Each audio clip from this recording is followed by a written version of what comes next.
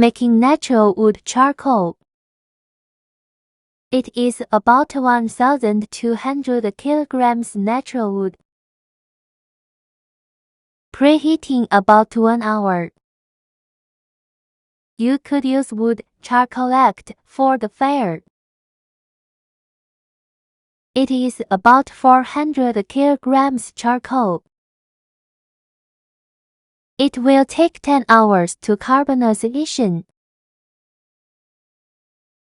There are also different output carbonization furnace. We will share more videos of making charcoal with you later.